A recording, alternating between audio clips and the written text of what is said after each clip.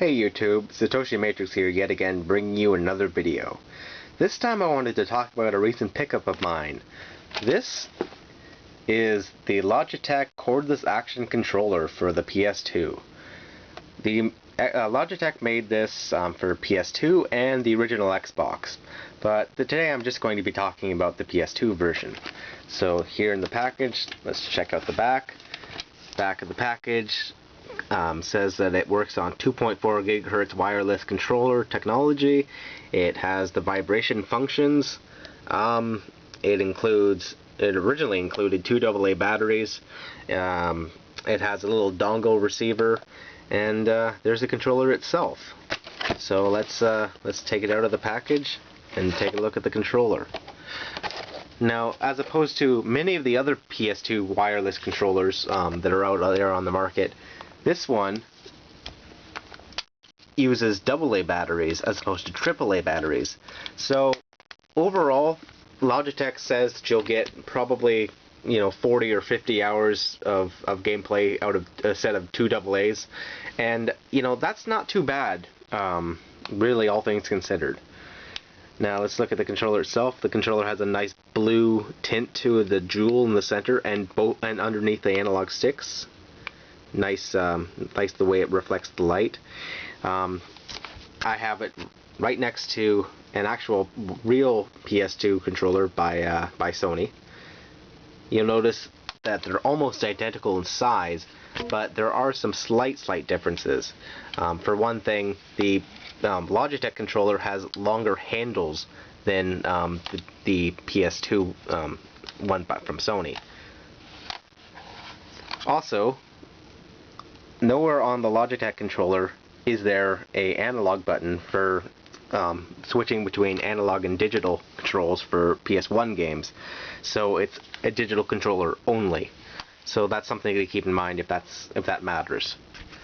As for actual button placements, the buttons on the original controller kind of feel a little mushy, but on the Logitech controller, they're actually more pronounced and they're more clicky.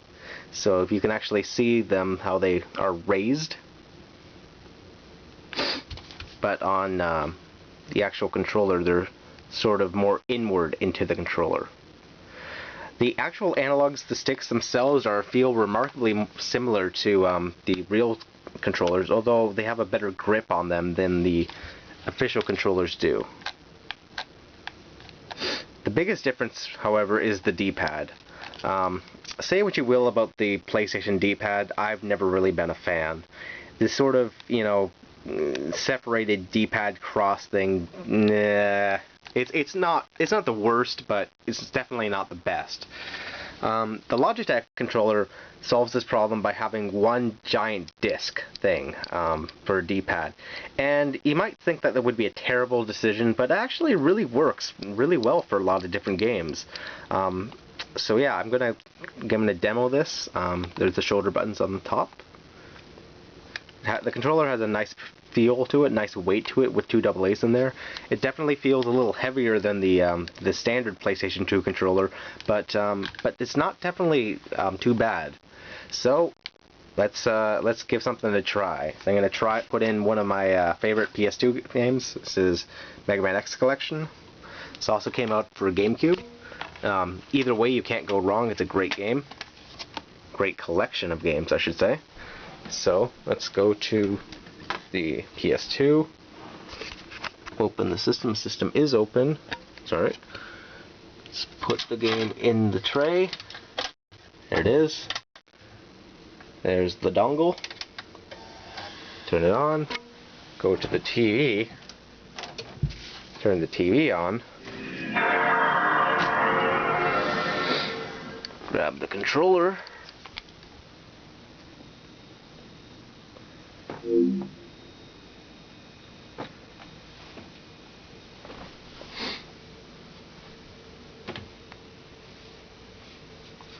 Here's the wireless controller interacting on the PS2.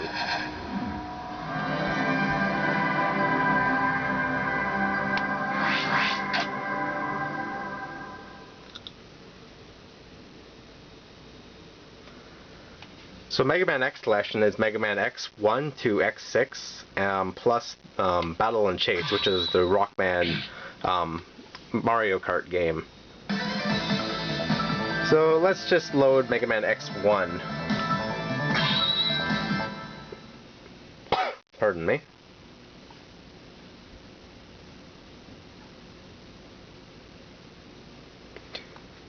Yes, that's right. I'm running a SNES game on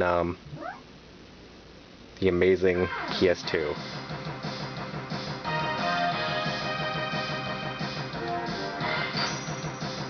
Yep, let's press that start.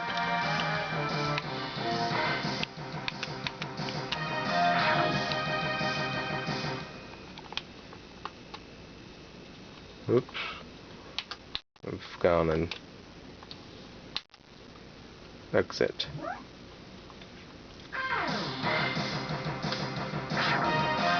Let's load a save file, which was really the same as loading a password.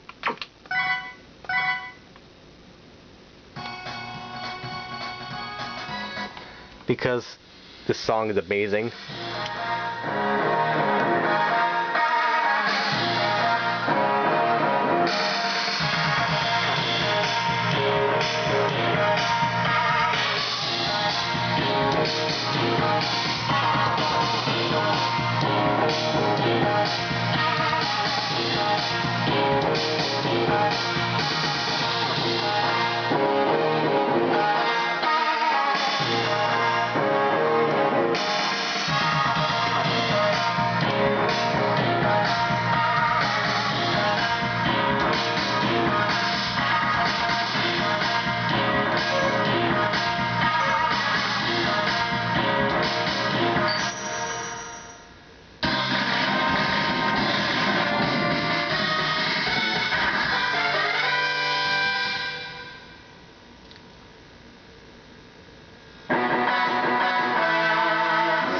So again, the fire button.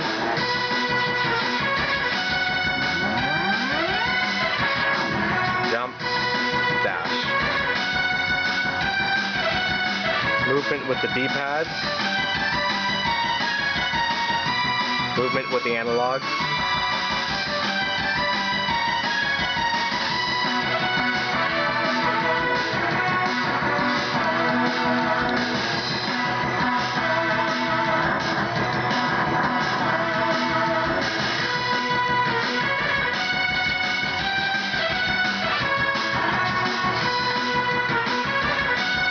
Well, again, it would be impossible to play one-handed, but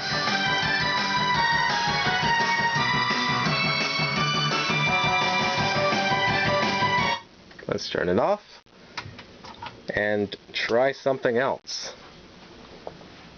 Another game I have booted up that I want to test out, Melty Blood, Actress Again. This is one of the rarest, most expensive PS2 games I own. Yep, there's the wonderful Kana. Obviously only released in Japan. This game is a fighting game.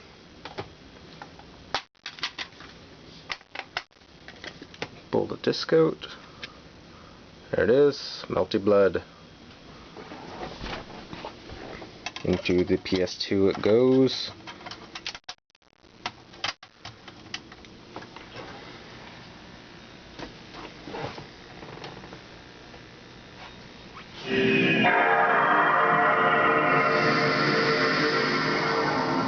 Alright, turn that down a bit. Oh, whoops, not recognizing the disc. Let's try that again.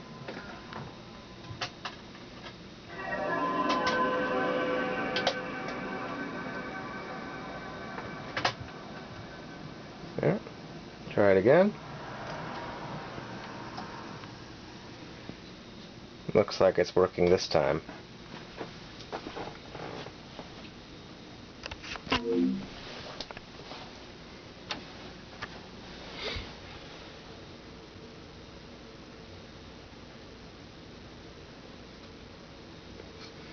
Take the controller. See, the toe top buttons are for sync to the analog, or sync to the sensor, and the other one is the rumble on and off. So let's load the game from Type Moon.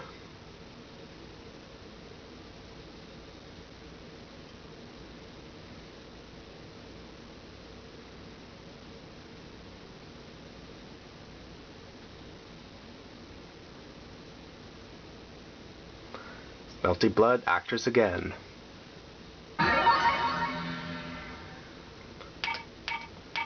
Luckily, most of the options are in English, although the descriptions of the options are in Japanese. It's helpful information. But let's just go to training for the sake of this video.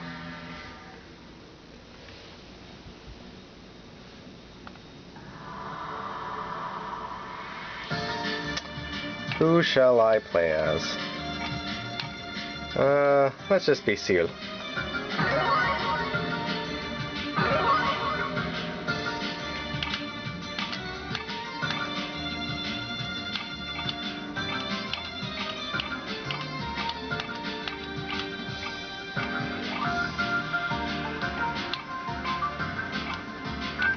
It'll be the default color. And make my opponent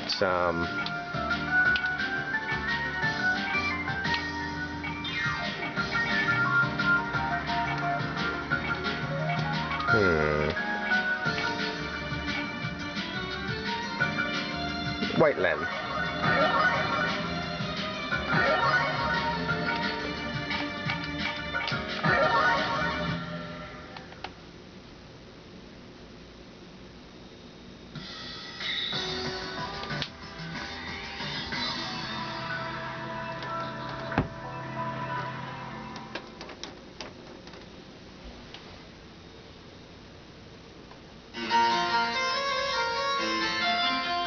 So,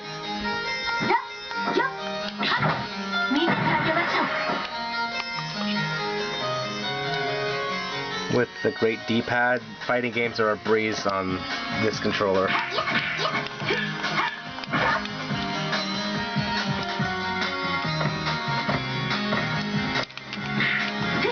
Again, hard to play one-handed, but you get the idea. This controller really is pretty good. So yeah, if you're going to buy a wireless PS2 controller, I highly recommend the Logitech Cordless Precision controller that came out for the PS2 a few years ago. There have since been many other wireless controllers made by Pelican and many other developers, Mad Cats, but this is the one that I would recommend above any of the other ones. I picked this up for just a few bucks, so it wasn't too expensive, even boxed. So get out there and give this controller a go. So anyway, YouTube, thanks for watching. That'll be it for now.